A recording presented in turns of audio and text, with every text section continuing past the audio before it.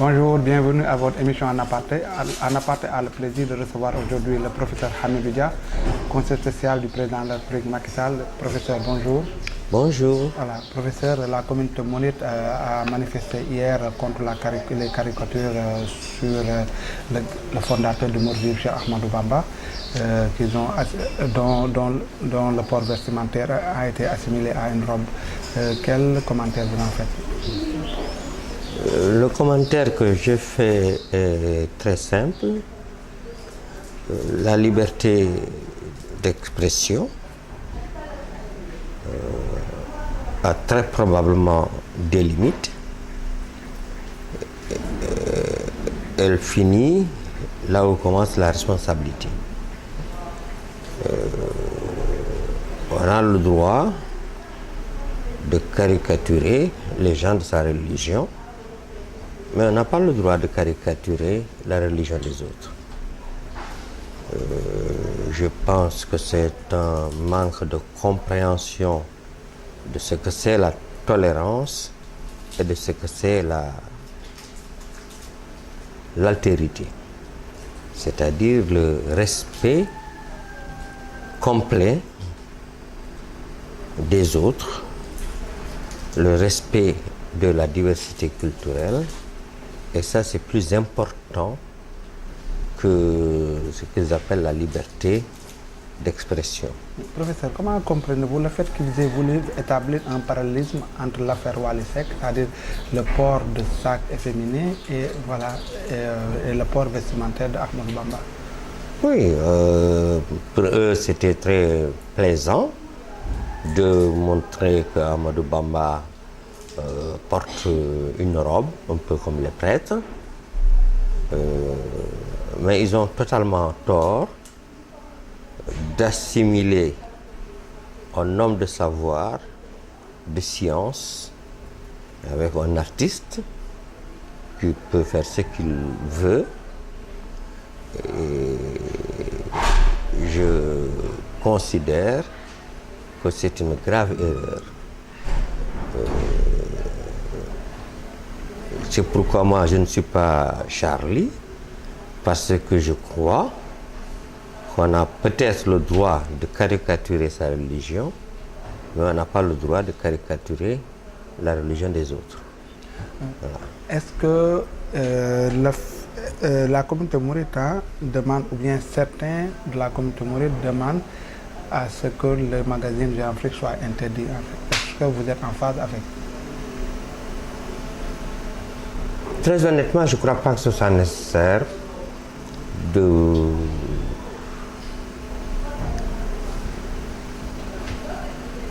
faire des répressions contre Jeune Afrique. À partir du moment où, contrairement à Charlie, ils ont fait leur excuse et ils ont compris qu'on n'a pas le droit de chahuter avec tout le monde. Bon, ça peut s'arrêter là. À partir du moment où il y a des excuses claires, nettes de Jeune Afrique. Je pense qu'ils ne vont pas recommencer cela. C'est comme la caricature du prophète. Moi, j'ai toujours dit que nous nous émouvons pour rien, parce qu'on ne peut pas caricaturer le prophète, parce qu'on peut caricaturer quelqu'un qu'on connaît. Alors, dessiner un arabe quelconque et dire que c'est Mohamed,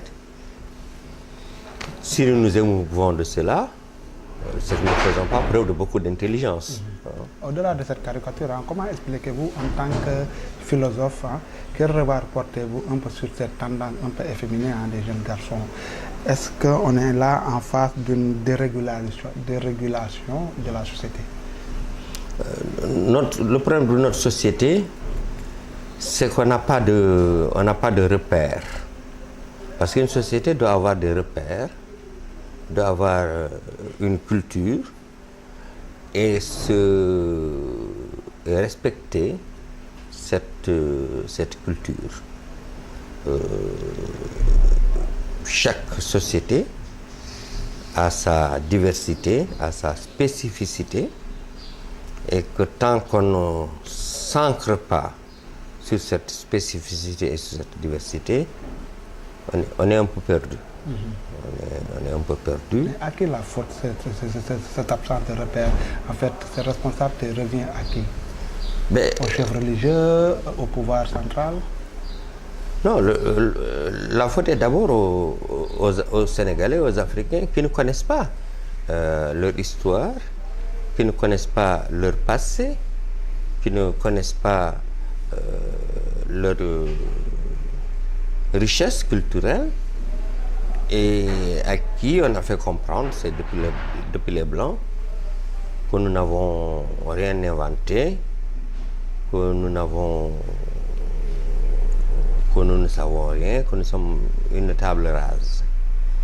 Et ces jeunes, ne connaissant pas très bien leur culture, croient que la culture, c'est ce que disent les Blancs, c'est-à-dire dire ce qu'on veut. Or, la liberté de presse a comme corollaire la responsabilité. Mm-hmm. Cette responsabilité, à partir du moment où on ne la connaît pas, on peut faire n'importe quoi. Mm-hmm. Moi, je ne reproche rien à Wally Seck, sauf qu'il ne connaît pas très bien ce que c'est ses origines, ce que c'est sa culture, ce que c'est le passé de ses ancêtres. Et quand on ne sait pas ce qu'on est,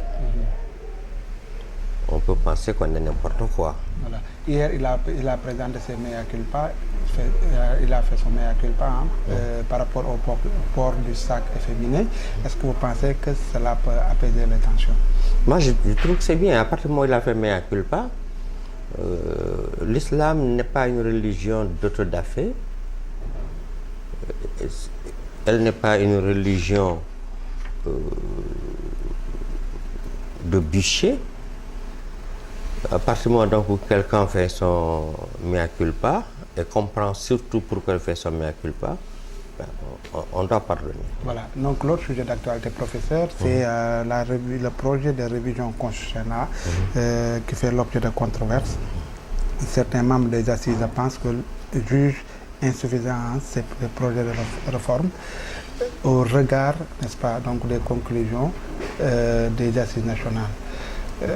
Êtes-vous en phase avec ces gens-là? Je ne suis pas en phase parce que d'abord, Macky Sall n'a pas signé toutes les assises nationales, mais ça ne l'a pas empêché de s'inspirer des assises nationales. Ça, c'est un. Deuxièmement, il avait donné une parole, c'est-à-dire de diminuer son mandat. Il l'a fait. Il a modifié la Constitution également pour qu'on ne puisse plus avoir deux mandats. Je pense donc que ce débat est tout à fait clos. Mais comme le Sénégal, c'est le magistère de la parole, j'ai l'habitude de dire si c'était la parole qui était le signe du développement, le Sénégal est le premier pays développé en tant que magistère de la parole. Alors, vous dites tout à l'heure que le président Macky Sall n'a pas signé les assises dans son entretien. Or, l'ancien Premier ministre Mamadou Lamine Loum avait déclaré carrément qu'aucun leader n'a signé les assises avec des réserves. Autrement dit, Macky Sall s'est engagé totalement à appliquer les assises. Il a signé les assises avec des réserves, notamment le régime parlementaire, c'est pas vrai. Hein? Il les a signés avec des réserves, en disant que les assises, ce n'est ni la Bible ni le Coran, si vous vous rappelez. Bon, mais malgré tout cela, il a cherché ce qui peut être utile au Sénégal et il les a conservés, n'est-ce pas, dans son projet de réforme institutionnelle, en s'inspirant beaucoup des assises nationales. Ce qui veut dire que personne n'a le monopole de la vérité, que si le président trouve que ces propositions-là sont bonnes et qu'il les applique, on ne peut que l'en féliciter. Oui. Voilà. Certains constitutionnalistes estiment que juge les pouvoirs du président de la République hypertrophiés. Autrement dit, le président a beaucoup de pouvoirs, notamment dans ses relations avec le judiciaire, puisqu'il continue à présider le Haut Conseil de la magistrature. Est-ce que vous pensez que... Est-ce que vous êtes d'accord avec cette remarque? Non, je ne suis pas tout à fait d'accord parce que le président, dans sa réforme, parce que là, il a hérité, ce n'est pas lui qui a donné tous ses pouvoirs au pouvoir présidentiel, mais il cherche à renforcer le pouvoir de l'Assemblée nationale, le pouvoir des collectivités locales, etc. Donc il est bien conscient qu'on ne peut pas avoir un président présidentiel 100%. Il faudrait qu'il y ait un équilibre entre les différents pouvoirs et c'est ce qui est dans la réforme constitutionnelle qu'il propose. Voilà, donc le président, dans une interview accordée en journal français L'Express, a annoncé la tenue de la présidentielle prochaine en 2017. Est-ce qu'on peut dire que le débat est clos? Je pense que le débat est clos. Mais comme les Sénégalais ils aiment parler, il faut qu'ils parlent. Et ça, nous ne pouvons rien, c'est la spécificité du Sénégal. Mais personne ne peut, sur le fond, dire que ce n'est pas juste la réforme qu'il est en train de faire. Voilà. Du gaz a été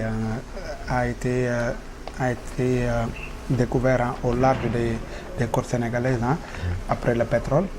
Faut-il s'en réjouir ou avoir peur au regard de ce qui se passe dans les pays voisins en termes de conflit? Ça, vous avez parfaitement raison. Vous savez, moi, le pétrole, j'ai toujours peur. Partout où il y a le pétrole, il y a des guerres, il y a les Touabs, n'est-ce pas, qui ont intérêt à cela, peuvent toujours créer des troubles. Le gaz naturel qu'on a découvert, je crois que si nous le gérons, sans le prêter aux autres, sans demander aux Occidentaux de le gérer, ça peut être quelque chose de très très très utile pour nous, de même que le pétrole. Bon, mais c'est vrai qu'il y a une sorte de malédiction du pétrole, et il faudrait faire très attention pour que ça ne crée pas de problèmes. Certains ont proposé un peu la mise en place d'un fonds souverain pour les générations futures. Est-ce que vous pensez que c'est la solution? Je suis d'accord. Je suis d'accord à ce qu'il y ait un fonds souverain pour les générations futures. Je suis d'accord à ce que le Sénégal, avec ses voisins, puisse exploiter ce gaz naturel, exploiter ce pétrole pour aujourd'hui et pour demain. Voilà. Donc la dernière question, professeur, c'est par rapport un peu au procès fait aux intellectuels. On a remarqué qu'avec l'avènement de Macky Sall, beaucoup d'intellectuels sont dans l'entourage présidentiel. Est-ce que vous assumez le rôle que vous faites, les critiques que les gens vous font? Moi, j'assume mon rôle de conseiller du président de la République, mais personne ne peut me reprocher d'avoir dit quelque chose qui n'est pas convenable. D'accord. Même si le président de la République fait des choses qui ne semblent pas convenables, le rôle de l'intellectuel, c'est de dire que cela n'est pas convenable. Et si vous lisez mes textes, j'ai toujours dit ce qui ne me paraît pas convenable, n'est-ce pas?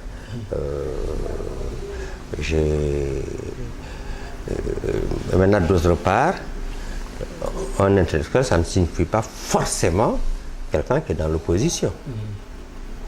On peut ne pas être dans l'opposition et jouer un rôle considérable en termes de réflexion, en termes de conseil, etc. Mais ce n'est pas l'apanage de l'opposition.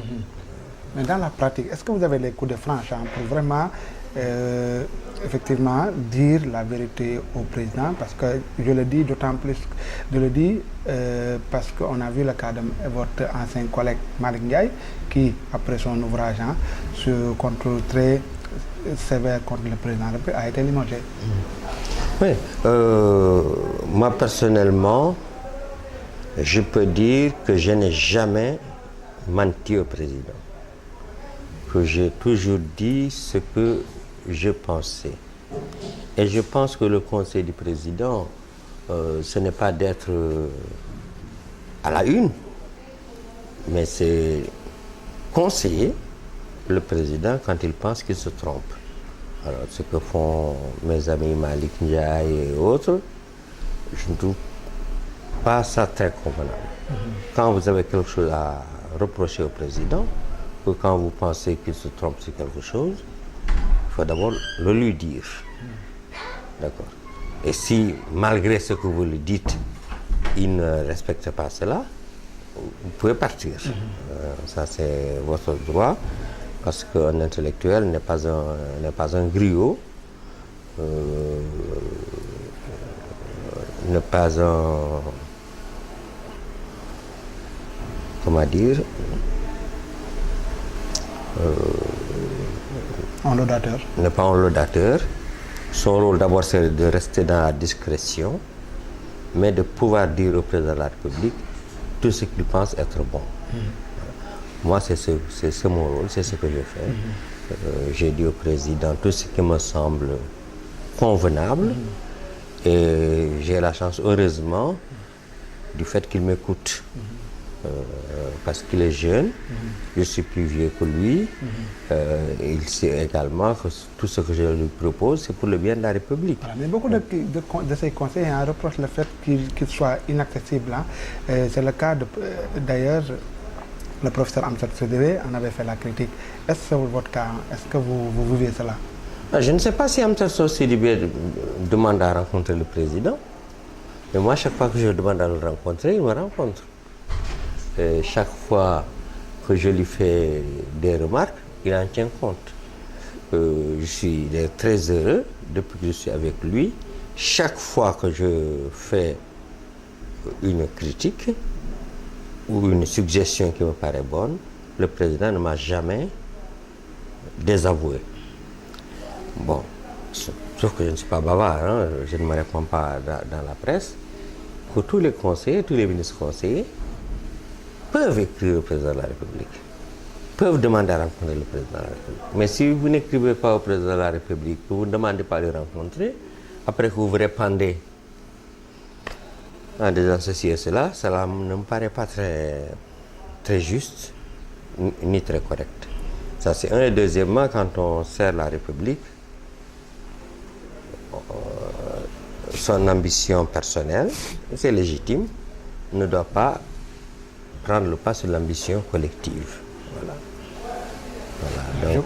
Donc, je vous remercie, professeur, infiniment. Merci beaucoup. Chers internautes également, je vous remercie d'avoir suivi l'émission. Je vous donne rendez-vous la semaine prochaine, Inch'Allah.